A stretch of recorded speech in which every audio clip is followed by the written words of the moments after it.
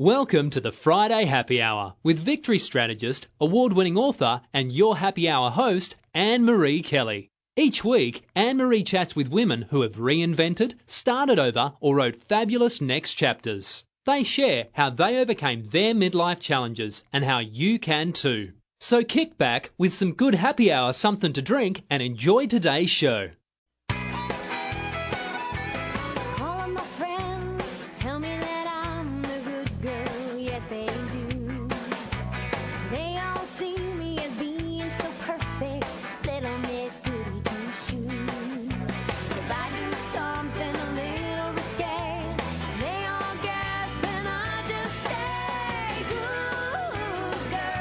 Hi and welcome. You're listening to the Friday Happy Hour with me, Annmarie Kelly. I'm that recovering good girl and your victorious woman empowerment partner. This is a place for us victory chicks and you men who care about us. Meet on Fridays to chat about the week, to find ways to live more powerfully and make our lives sparkle. I'm glad you're here at Happy Hour today. Thanks for joining me. And listen, have you ever thought about writing funny stuff and getting it published? Today's guest is Donna Cavanaugh, the founder of Humor Outcast and Shore House Press, and she's coming to Happy Hour to talk with us about her new book, How to Write and Share Humor. Donna's been here before, and we had a good time with her the last time, so get ready for some laughs along with some good info. You know, last Friday night I went to the Phillies game with people whose company I love, my sweetie Joseph and my cousins Richard and Marianne. And it was the start of what will go down in my memory as the baseball weekend. Here's how it went. Friday night, I got to watch a good game and the Phillies won, and that was good. It's always good when the Phillies win. And that was followed by a wonderful fireworks display. And as I've said before, I love fireworks, and I think fireworks represent the sparkle that's in each of us, so the bigger the better. So all that was a good time. Then on Saturday morning, Joseph and I drove up to Cooperstown, New York, where I got to do something from my bucket list, something I've waited years to do, and that is to go to the Baseball Hall of Fame. Did you ever go there? We arrived in late afternoon and walked around, and if you've never been to the town of Cooperstown, it's cute. It's a charming little town. They're all towny-style shops. There's no Gap or any of the big stores. And it's shops and eateries, much like here in Westchester. And it's on Otsego, I think I'm saying this right, Otsego Lake, which is beautiful. In fact, on Saturday night, we went to the town park, which also is on the lake, to hear a band concert and watch, what else? Fireworks. One of the neatest parts of that time Saturday night wasn't actually the fireworks. It was the boats in the water. It seems like it was each boat has just a light or two on, and they're all sort of lined up in the water, not a little bit far away from the shore. And so from a distance, they look like little fireflies all over the lake, and it was so pretty.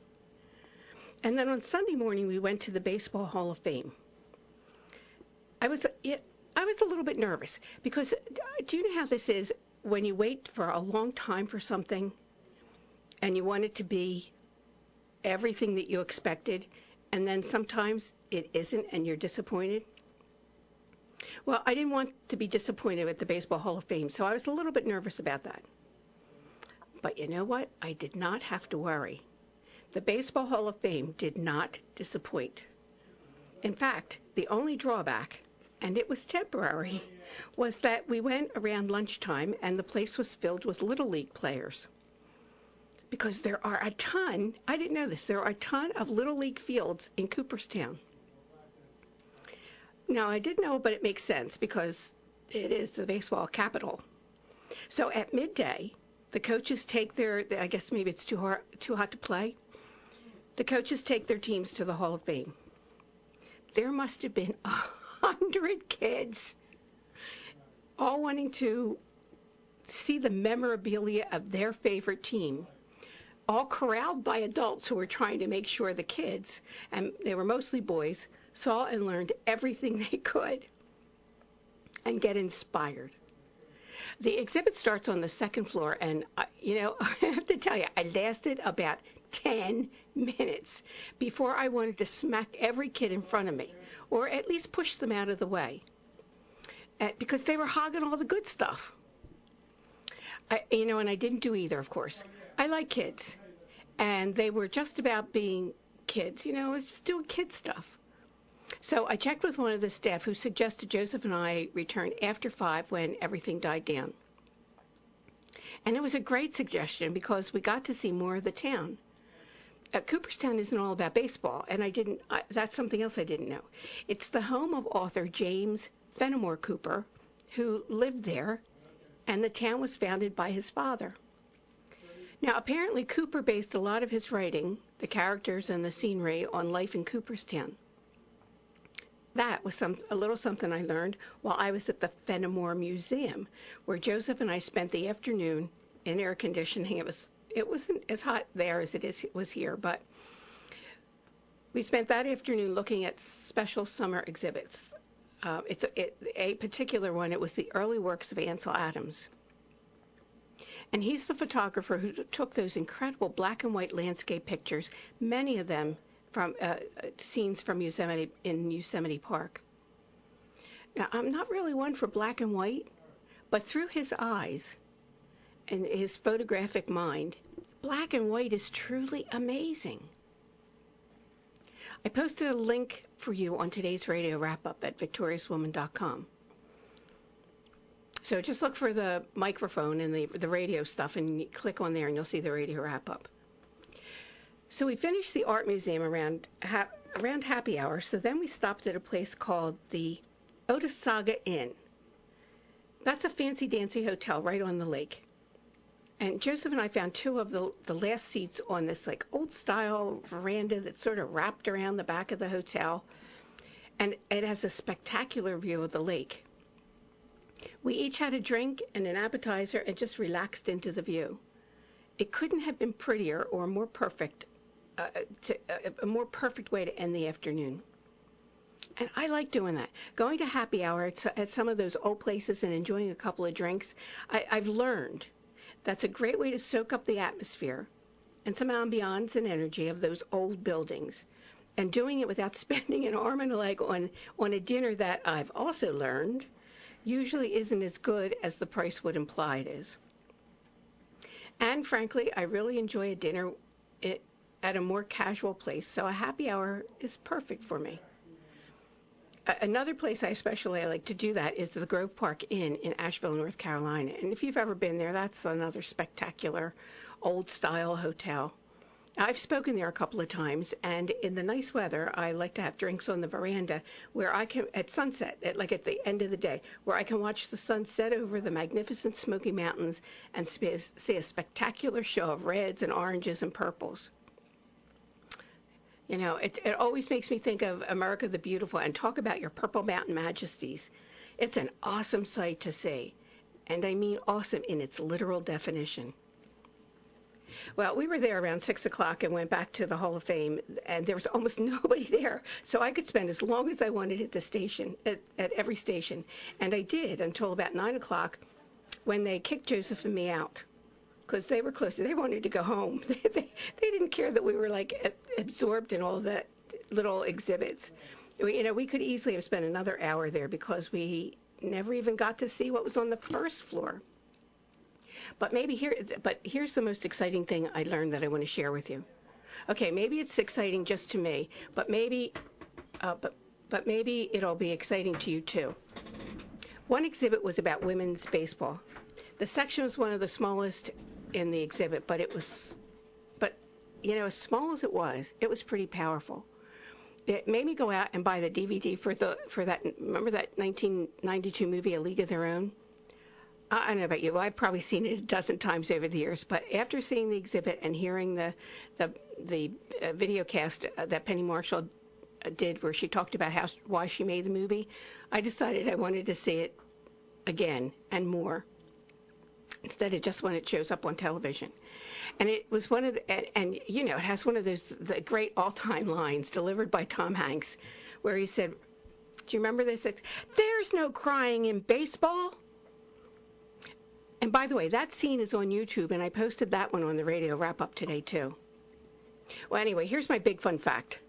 You know that song that everyone sings, Take Me Out to the Ball Game?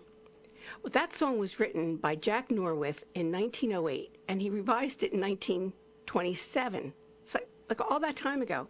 Norwith wrote a bunch of other popular songs that you would recognize, but this was his most famous one. And here's the big thing.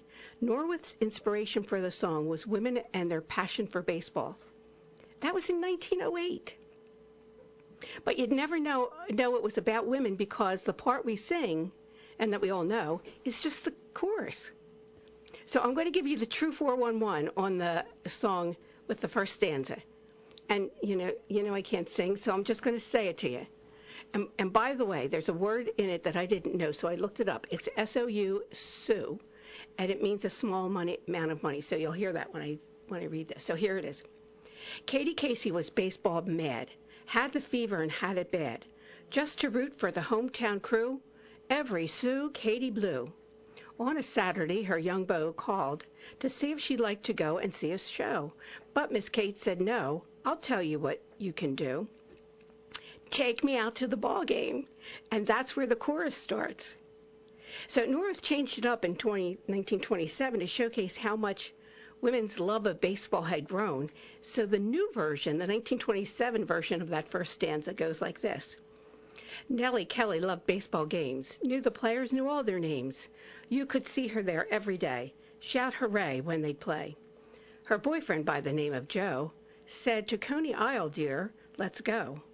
Then Nellie started to fret and pout, and to him I heard her shout, take me out to the ball game. So back to the chorus. Isn't that great? And it got me wondering, why aren't there any women's baseball teams? Not college softball, but women's baseball. There's no good reason not to have one. And it's not like football where you have to bang into each other and lay on top of each other and hurt each other.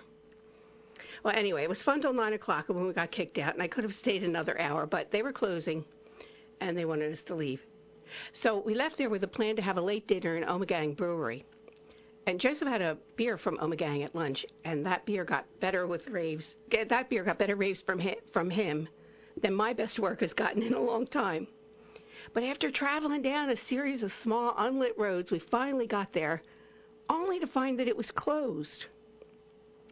And not only was it closed, but everything was closed. I think they rolled up the sidewalks at 9 o'clock. So guess where we ate dinner? McDonald's. I haven't had a McDonald's burger for a really long time. McMuffins, yes. McGriddles, yes. But a Big Mac? No. And I don't think I'll be sorry if I don't have one again too soon. But that night, even though it was all I could do not to wonder about the pink slime, and even though the fries were cold and flaccid, I was glad for that burger at Mickey D's. And Joseph ate the fries. He's the potato guy. So that's my baseball weekend. And if you haven't been and you love baseball, take a weekend and go to Cooperstown. It's about a 4.5 hour drive, and I think worth it. So that's off my bucket list. But still on my bucket list is being funny. And I think Donna Cavanaugh can help me. And you too, if you want to write funny. So we'll step away for a couple minutes to hear from our sponsors.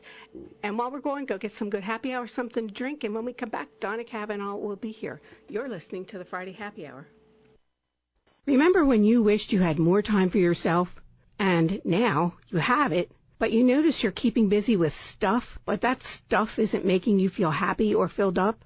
And when you think about what would make you happy and filled up, you get stuck or feel overwhelmed. And then you go back to what's more familiar, more comfortable, even if it's not making you happy. Wouldn't you love to find a way to start making sense of that deep discontent you're feeling? Well, you're not alone.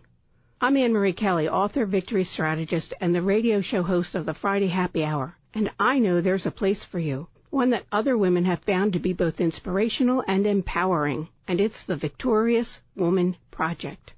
Go there now and get on my mailing list, where you'll be the first to know about my upcoming online workshops, teleseminars, and more. And while you're there, take a couple minutes to look over my blog. You can download some of the free stuff I have for you and let it get your creative juices going. I'm looking forward to meeting you at the Victorious Woman Project, and that's at www.victoriouswoman.com.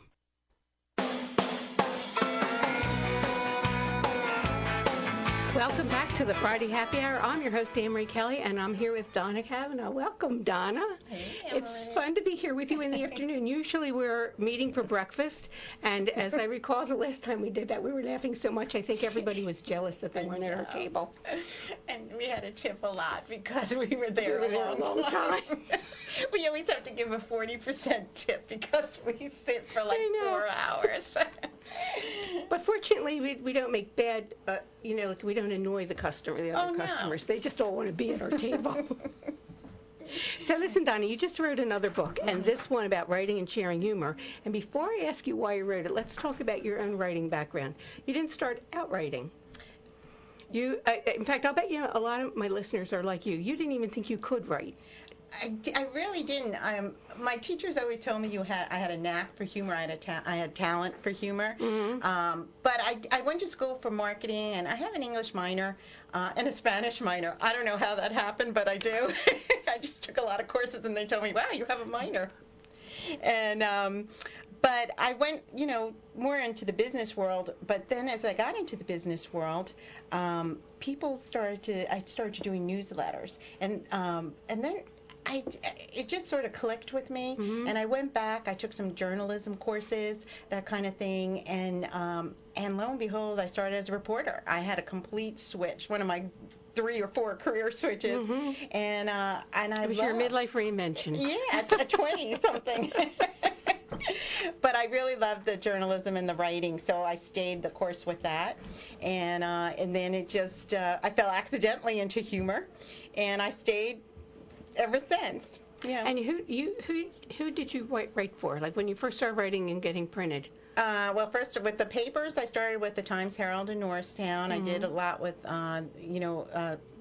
freelancing, stringing with the Inquirer too, and then print I went into when I started to do humor seriously. That sounds weird, but First Magazine, I was their humorist for about 2 years. Every month I was in there.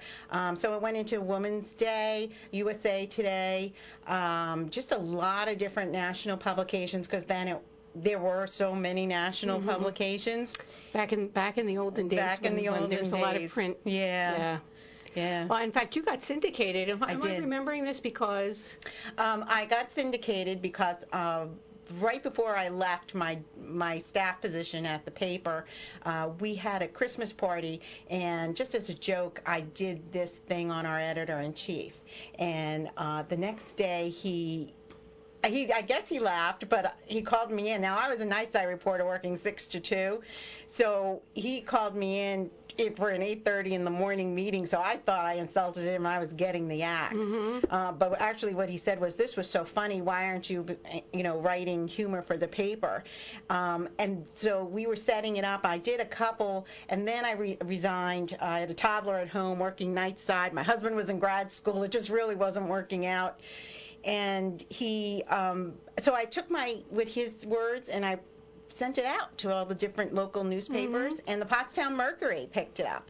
And I was their humor columnist for, I guess, over 5 years. Wow. But then Journal Register brought over that paper, and the Times Herald, and a bunch of papers. So I would see my column in so many different papers, so they sort of accidentally syndicated me. Right. But that led to national audience, mm-hmm. so I was able to use that to go into First and to go into other magazines. So it worked out well. And that's really good. And now your kids are grown up, and mm-hmm. and how long ago did you start Humor Outcasts? We had our 5th anniversary in May. Mm-hmm. So and congratulations. Yeah, I know. I just can't get over it. It started as a sort of a hobby, mm-hmm. and it just blossomed. So I'm very proud of the writers who stayed with me, and the new ones who come on board. So it's great. Well, tell me, why did you start it?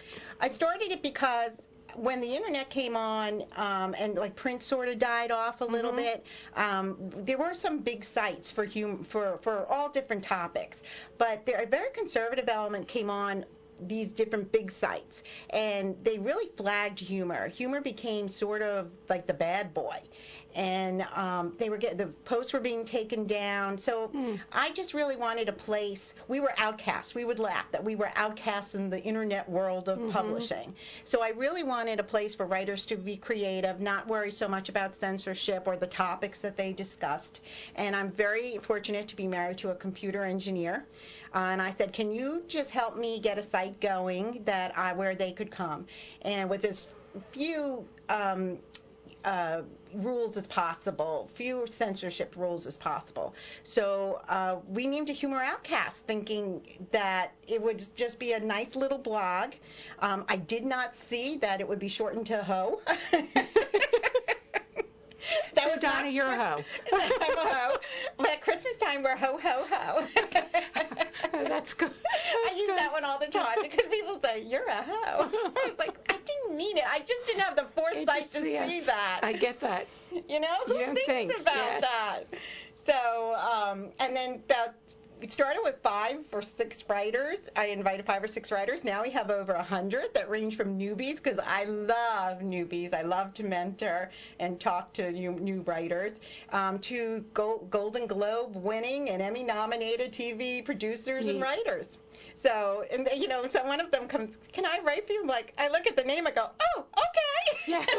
Yes, you can. Yes, you can. I think you can write. Well, why do you think that is? Like you said, like you started your Outcast because it was, well, you call it like the black sheep of the literary family, the Rodney Dangerfield. We get no respect. Humor from the academic standpoint, it's not considered a genre. Very few, and even some creative writing professors won't consider it a genre. Now there are some that are just funny professors and they jump on board. We have several creative writing professors on the site who love humor. I just say the ones who don't consider it humor can't write humor. So it's a little bit of sour grapes on their part. Well, I can't either, but I like Humor Outcast. See? I'd be in those professors, but we're in the learning genre, So why do you think that is? Well, I don't know why that is, because humor is so important to survival. We need humor for everything. It kicks out the beta endorphins. You can heal with humor. You heal with humor. I mean, there's so many stories of people who they didn't think would heal, physical ailments, and it's through humor that they've actually gotten better.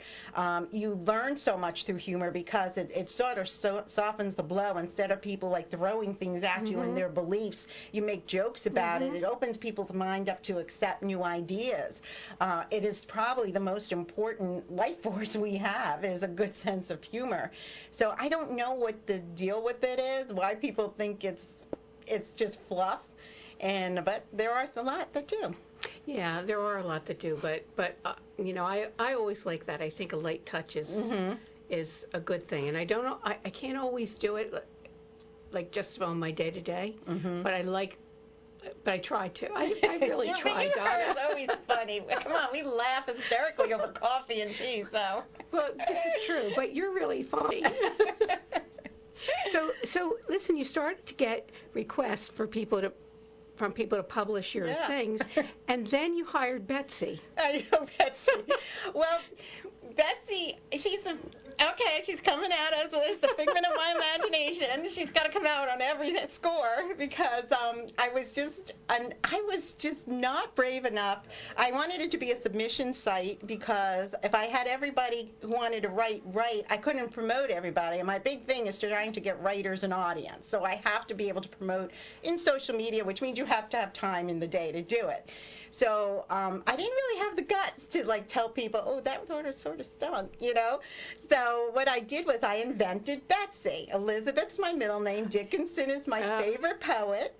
Okay. So she was Betsy Dickinson. Yeah, she's Betsy Dickinson. Donna, I thought that was, when you first told me that, I thought that was brilliant. Oh, and she had this whole profile. She went to USC. She was brought up. And it started to fall apart because I was answering her emails as Donna, and she got nominated for this media award, and I wasn't, and I was really jealous of her. And then a friend of mine, a lesbian friend of mine, said, can you make her gay? So I said, okay, she's gay. And so, but she got so out of hand. She was getting so much attention. function, and I couldn't keep the personality straight in my head. So we had to kill her See, if only you off. were schizophrenic. I know, it wouldn't have been good. So we had to kill her off. So Betsy died. And nobody noticed. She died in a cave spelunking accident. And nobody noticed. That was the sad thing. Betsy died in a cave spunking, and like how did that happen then? After did they just automatically transfer to you? Well, she still has her email and her Facebook page. USC still sends me requests for alumni dollars. They have gotten more alumni dollars than my own alma mater. Oh my goodness. So what are you going to do? Oh, well, at the death of Betsy, I know. we're going to take a break. So everybody hang in there, and we'll be right back. You're listening to the Friday Happy Hour. Hi, this is Annmarie Kelly, author, victory strategist, and the radio show host of the Friday Happy Hour. I trust you're enjoying my conversation with this fabulous, victorious woman. If you're getting inspired with ideas and feeling empowered, this is just the tip of the iceberg. There's more for you. Tips, downloads, resources at the Victorious Woman Project. Go to victoriouswoman.com and look around and get on my mailing list so you can be the first to know about the newest good things I have for you. That's www.victoriouswoman.com.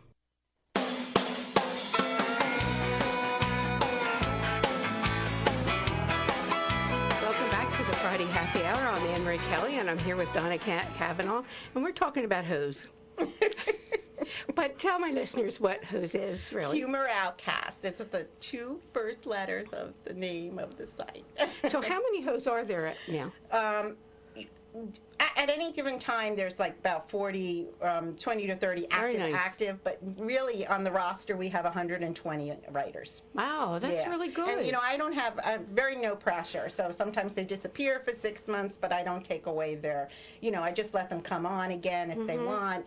Sometimes they go out, they do other things, they get other gigs, they have to go get real jobs, because writing is not like the the most prosperous way to make a living. This is true. Well, I used to write for Examiner, and they would torment me if I didn't publish every 60 days, and I didn't always have something to say. Well, or that would be appropriate to that.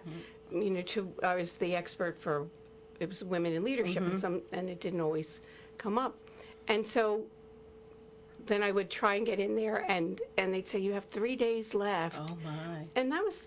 I don't want no pressure on this. No pressures. So now, Humor Outcast, if I'm remembering this correctly, Humor Outcast became a publishing company. We did because I said again fell into this one. Some of my writers, especially for humor, the traditional publishing door closed on a lot of different writers, no matter what the genre was. The traditional publishing industry had downsized so much. I was going more celebrity-based. So there was no open door for any writer. So even James Patterson started his own imprint. I know. He's amazing. He's just like, wow. I tried to contact him and he wouldn't talk to me. Talk to me, James Patterson. I need advice. Here, James Patterson. Donna Cavanaugh wants to talk to you. And you went to Manhattan, my alma mater. Come on, Jasper roots. So they started to especially the humor writers at the beginning started to say, can you help me get published? Again, talked to my engineer husband, and I said, can we help these people? And it took us a couple of years to figure out a trial and error on what is the best paradigm, I guess, publishing paradigm. So we became partner publishing with the authors. I wanted them to be invested in their books, and I also wanted them to have a good royalty split royalty so that they could make. I didn't want to charge a lot because once again, writers don't always have that much money. So I wanted to make it affordable. They can make their money back, make a profit, get their work out there. And it started to build. And then people of the non-humor genres asked me, could I help them? And so we created Shore House books because that's like my, the universe, if you put it out there. So my dream is a Shore House. So I said, we'll make Shore House. I'm there with you, Donna. Right? I'm going to be sucking on daiquiris on your deck someday. That's right. You and Joseph are going to be with us, right? That's right. So that worked. So I guess since it started about 4 years ago, we now have, and it sort of wasn't really big 4 years ago. It's only in the past 2 years. So now we have over 40 titles, and they range like we've had, some well-known personalities published with us, a couple of executive producers from Hollywood, because the thing is, if you're not in front of the camera, you really don't get the publishing contract. If you're in front of the camera, you get the publishing contract. So we worked out well. So we have, and I think already for 2017, we're sort of, for the first 6 months, we have books coming out. And we just keep going, and it works good. I really say we're a partner with the authors. I want them to be invested. I don't want them to think, I have my name on a book, so that's it. Now I can sit back. And I feel like if they have a small investment, they'll never sell that book. They'll never sell the book, and then I'm in the hole. And I tried that at the beginning. Oh no, up front. But you know what? We ran into a lot of authors who just sat back, and I was like, we're in trouble. This is, So this worked out great, and they understand it. They know. They get the book. They have creative control. I like edited manuscripts. If they don't have an editor, I put them in touch with editors. I have award-winning cover designers. We do so much marketing for them, and we get the book back. And I tell them it's not the old days where a publisher puts out a book and you sell 5,000 copies, and you don't think 3 months for your launch. You better be committed to your book for 3 years. For usually the first year, they start making back their money or profiting. But I tell them, once you're part of my HO family, I don't let go of the book. So there might be 3 years down the road, I say, there's an interview I want you to do. Wow. Are you interested in doing it? So they just have to be committed to it. So, but one of your authors is how I met you, Kathy Sikorsky. I found her online. She's come here. In fact, she's coming later this month. And she's been here. She comes a couple times a year. She introduced me to you, and you introduced me to Roz Warren, who my listeners will remember was the hysterical librarian. Right, mild-mannered yet so funny. And Concha Alborg was another author, and she's the one, listeners, you might remember, she's the one whose spouse died, and then she found out that he had a whole nother life with a girlfriend, multiple girlfriends. Yeah. She thought he was always faithful to her, but that was Concha. So that was really good. So all of that leads me to your new book, which is How to Write and Share Humor. And the cover, it's a good cover. That is actually Concha's son-in-law, Dwayne Booth, who is a professor at Penn. He's an award-winning cartoonist and illustrator, and he just redid my logo too. But he did my cover, and I met him through Concha Alborg. Very nice, very nice. Well, so it's How to Write and Share Humor, Techniques to Tickle Funny Bones and Win Fans. So why did you write this book? I wrote this book because I had taught at both Irma Bombeck and the Philadelphia Writers Conference, the humor workshop at Philly. And I had a wonderful class 2 years ago, and they were so engaging. And they kept saying all the 3 days, will you make this into a book? Will you make this into a book? And I promised them that I would make this into a book. It took me 2 years, and the threat that I had to go back and teach. 2 years that's not unusual. But I knew I was going back to teach because of the Philly Writers Conference, you can't teach every year. And so when they offered me to come back and I said, I have to have this book ready. And but it really is just about not only for people, writers or humorists, to learn to write humor, but even people who want to infuse humor into their speeches, their business writing. I saw that. It was good. It was good. People need a little bit a let up from the dry stuff or the fact stuff. They just need to have some kind of humor in there. And then I took it a step further and I started to talk about how you promote your humor through social media. So this is how you have it organized. You have it organized, 3 sections. Right? As the first is writing techniques, the formula, if there is one for writing techniques. Everything had a query letters to print magazines. You can still do them. Then I went to social media and how to, a lot of people don't use social media, or they're afraid of them. My favorite is like and they make fun of middle-aged women, and they say, do you do the Twitter? And they have to put the "the" in front of there. The Twitter, okay. Or the Facebook. I do the Facebook, the Twitter, the Google. It's like you need to have the in front of it. And so it cracks me up. So I teach them that, and then we go into publishing. And then, because some first-time writers and authors are still under the I don't know what it is, misdirection. I don't know who gives them advice that the only way to publish is traditional publishing. So I'm very fairly in the book, and I really give a fair amount, like if traditional, vanity, independent, and partner publishing. And I tell writers, it doesn't matter which path you choose, you are still a published author. So traditional might be great for one person, but it might not be great for another person. One person might want a beautiful gift book, so maybe Vanity Press is the way to go. And they don't care if anybody buys it, they just want their family to have something like that. That's right. Yes. So there's so many different ways to go, and I hate, because I see sometimes even on like LinkedIn groups, I need an agent or a traditional publisher. How can I get there? And I'm thinking, and I want to jump in and say, why don't you know your options? Research your options. And so I always give them my email. If you want to know your options, let me know. And you know what, Donna? There's one of my colleagues is my friend Steve has his 3 books, and the last of his 3 books he wrote because people kept saying you have to go with a traditional publisher, and it was Wiley, which is a big name.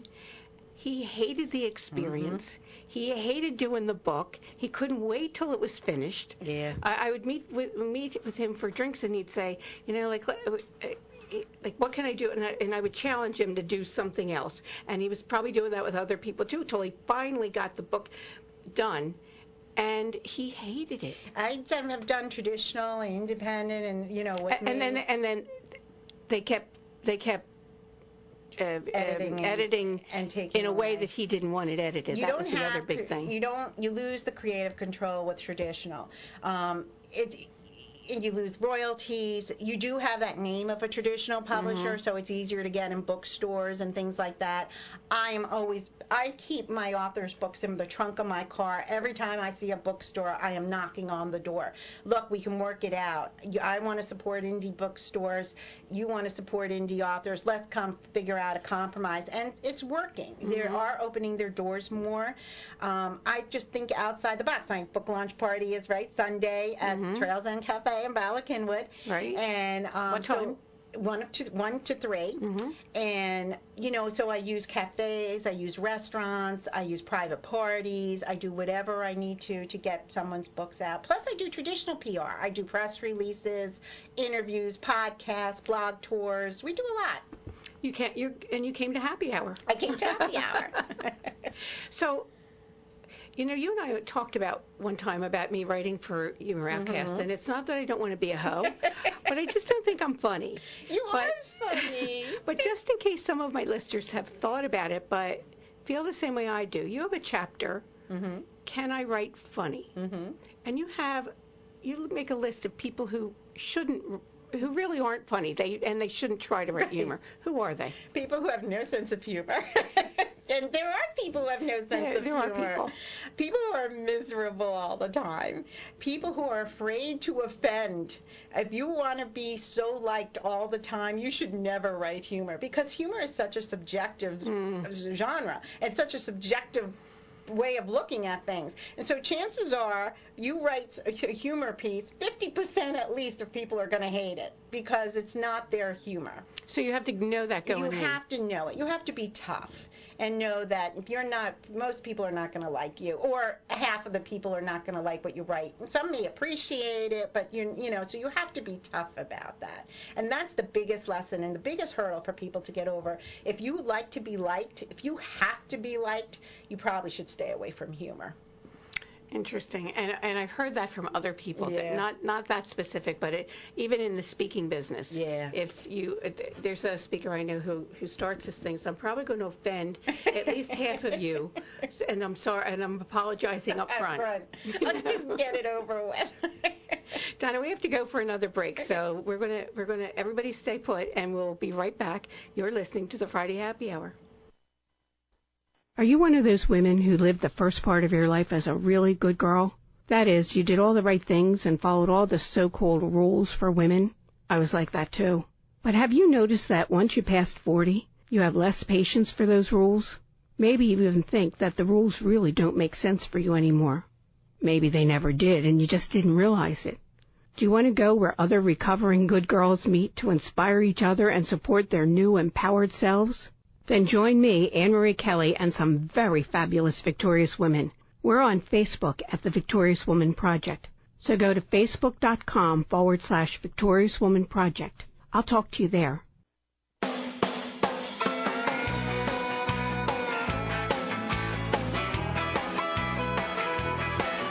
Welcome back to the Friday Happy Hour. I'm Annmarie Kelly. I'm here with Donna Cavanaugh. We were just talking about people who should not write humor. And you know what, Donna? There are some special challenges to writing humor. What are they? Just that some people think that they have to be in a niche or a niche, whoever you want to say it, and that they can't expand their audience. You have to really be able to look at things and say, I have to take a risk. If you're not a risk taker, you're really in a bind as a humor writer. It's so important. Now, it's okay. You know how when you're taught in school, write what you know? And that's okay for like the first 6 months to a year. But if you stay in that mindset, you're going to become a very boring humor writer. You have to expand your wings. Well, you talked about niches. What are some of the niches? Well, people, the big ones, the more common ones are stages of life humor, whether you're a mommy blogger or, menopause is big now. Well, only with those of us in midlife. Those in midlife, but there's a lot of that. It's people observational type humor. Potty humor is just always popular. I don't know what it is with poop jokes, but people just go crazy over them. You're right. And honestly, on any given day, there's always, I'm not a fan of everything that goes up, even on Humor Outcasts. But I understand that there are some people who just die laughing at stuff. That might not be my particular. I know, and I always find that with Joseph, and you've met Joseph. Yeah. He's like a really nice man. Yeah. He just thinks like that potty humor. He just gets hysterical. I'm telling you, I don't get it. Humor. People just go bananas over it. Some people they can't be funny unless they swear and curse and stuff. And me, I'm sort of vanilla. I'd rather not do that. I'm not above it. I have no problem printing it, or I have no care about it, but I sort of it's not your style. It's not my style. And I think when you look like a middle-aged Shirley Temple, and people see you, and if you try to drop a F-bomb, I never thought about that, Donna. You do. You have like curly blonde hair. It's just like I'm trying too hard, so I just can't drop. So from now on, we'll just call you Shirley Temple. No, okay, forget that one. Erase that. Donna, listen. You and I both go to these author events, and the most fun people at those events are the romance ladies. No, aren't they? They're the best. And they are the best. They have like the best table. And they're always laughing. It's all pretty too. It is all pretty, and they're laughing all the time. Of course, they're writing sex scenes all the time. That's true. So, but what I didn't know, and of course, those are I read like business books and books for the show during the year. But when I go on vacation, I read those romance novels, and what I didn't know until talking with them is that they have a formula. They have a formula. By a certain page, the characters have to notice their attraction. By a certain page, they have to have some sexual tension. And if they haven't had the sex scene by page 154 or something, the book's a bust. Yes, and they won't even get it published. I mean, the publishing houses for romance novels, the traditionally one, they really want them to follow that formula. And that's why a lot of the romance novelists can put out 4 to 5 novels a year because they are in that formula. Well, they're a pretty easy read, and you kind of know that by the time you get to page 154, you're getting action. that guy who looks like Fabio and that girl are going to get it on. That's true. So romance novels are formulaic. What about humor? Or is there a formula for humor? No, there's no formula. What there is, there's different types of humor that you can use. You can use different techniques to get your humor across, like the rule of 3, which is you have a little premise, a premise paragraph, and then 3 things that are listed below. What have I learned from this? And the first 2 could be serious, and the third one is like a zinger. Or each one of the 3 gradually gets funnier and funnier, that kind of thing, or mystery direction. You have a premise article, a premise paragraph, and then you take the writer on a totally different bent than what they expected it to see, and it hopefully makes them laugh out loud. There's like the essay. You need a hook. You need the body. You use different humor helpers. Let me just stop you. You say in your book that for somebody who wants to get started, so you listeners who think you want to write humor, you say the essay is like a good first place. It is a good first place. And why is Before you get into all the trick things, it's because it gives you a chance to be a storyteller. And you can practice your paragraph, your hook in the first paragraph, and get what this is going to be about. And then the body of the next couple of paragraphs are just, you can use different things from alliteration to repetition to puns to bring in some of the funny and tell your story. And then the end paragraph is the conclusion, which really brings the story home. And sometimes it circles back to the beginning, you know, and brings everything all together. So it's a great way to hone your craft as a humorist. And once you get an essay down, you can go into so much more of the other techniques, and which is great because not everything you do is an essay. You know, people won't get bored with you. They'll see a short little piece from you, one-liner. We have stand-up comics that practice their one-liners out, you know, on the site, or little things like that, and you vary your word count, so you become more honed as a humorist. And that's the whole idea, is to just get people to laugh on so many different levels. So, you know, it's not just, used to be, everyone thinks, oh, Irma Bombeck wrote essays, but there was so much more to her, too. You know, Dave Barry, whoever it is, David Sedaris, there's so much more to what they did. It's not just, I just threw down words and it became funny. They actually had to put thought in, how am I going to make this work? How am I going to make it sequential? Or how am I going to, you know, keep them laughing throughout? And it doesn't have to be laugh out loud funny the whole time. It could be just like a little smile here and there, and then at the end it's a laugh. Or maybe not all. Maybe some humorists, they're just going for that little quiet amusement. They're not going for the big chuckles. So there's a whole level, different level. Just sort of lift your spirits in a moment. Absolutely. So now I've written my essay, Donna. Okay. Now what do I do? So you have choices. You can go the internet And by the way, route. I want you to know it was really funny. I think that it probably was. I'm going to make you read it out loud. Oh, no. Well, you have different choices. If you're going to try and go the print media route, and there is still print that will put it out there. But a lot of people nowadays who have never been rejected, they don't want to go that route at all, ever. But I think it's good for you to get rejection letters. I think it builds character, and it gives you, you know, sort of toughness. Makes you ticked off enough that you're going to say, I'm doing this damn thing no matter what. That's right. Yeah. And what's the worst that can happen? People say no to you? So what? So you get no's. I have a whole chapter in there, and my worst rejection letter is that they won a contest, you know, because it was so horrible. And so I won a contest with what's your worst rejection letter? Well, actually, I came in second. I can't even tell you how bad the first runner-up, the first winner must have been.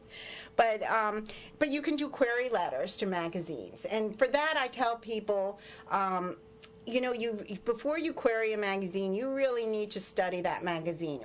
Because magazines have a certain formula. So I say for 6 months, you follow that magazine and see what their leads are like, where they bring in their first quote, where do they, you know, different things. You study and learn that magazine's formula, because you have a better chance. Also, what you need to do is So you're saying if your story follows the way that they like it.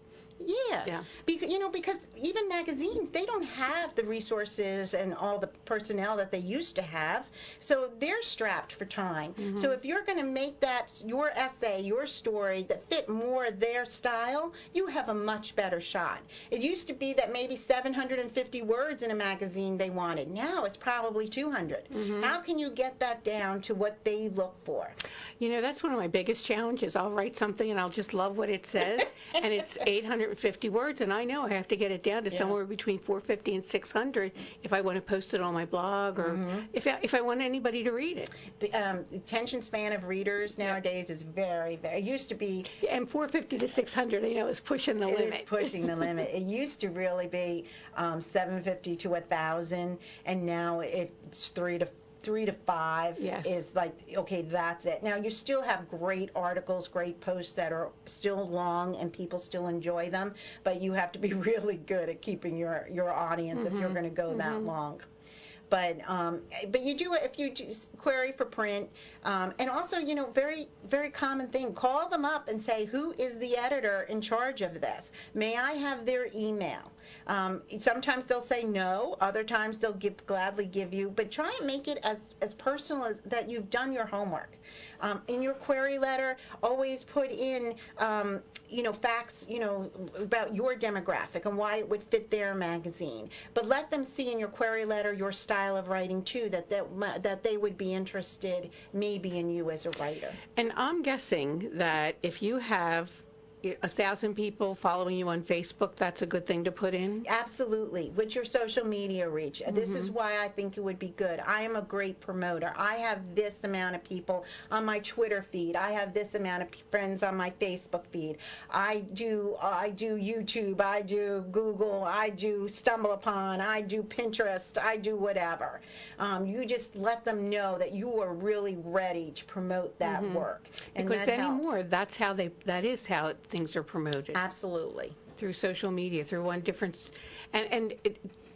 do different magazines or public places that would print my publication, do they have a certain media that they prefer, certain social media? I'm thinking like a More magazine might like Facebook better or They're something. They're gone now. Yeah. It's so sad. I used to write for them. I loved them. They do. Most of them have gone like, okay, Facebook, Twitter, Pinterest is a biggie with them because everybody wants a picture because it's such a visual world. Google Plus, if it's a younger magazine, maybe they go more toward Tumblr too, Reddit, that kind of thing. I just look at I look at the age of a writer, I look at the age of an author, and I see their demographic and where it would probably fit best, social media.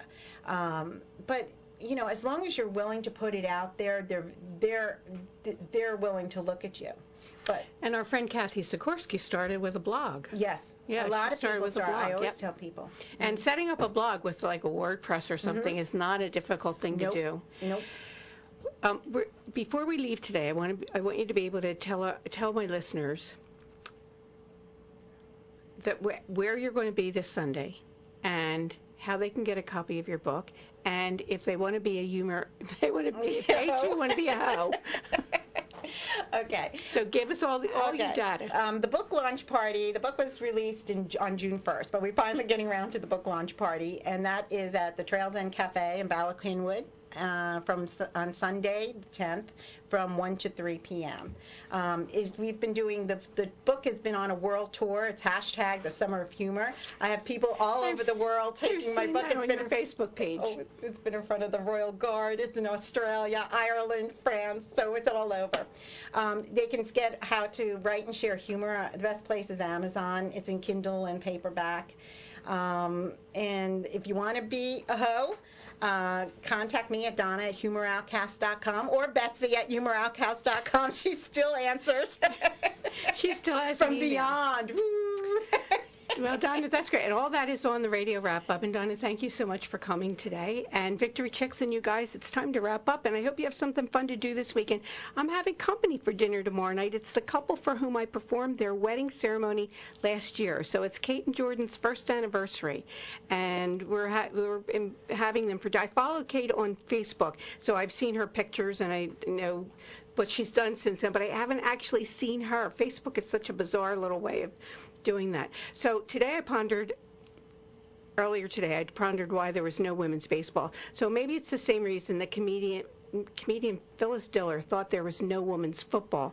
Phyllis Diller said, the reason women won't play football is because 11 of them would never wear the same outfit in public. Now, I don't agree, of course. I think it's more about the shoes. But anyway, have a wonderful weekend and join me again next Friday at 3 o'clock Eastern for the Friday Happy Hour. Chenzon. Thanks for listening to this Friday Happy Hour. Make sure you subscribe, rate and review today's show. And join us again next week for the Friday Happy Hour with Annmarie Kelly.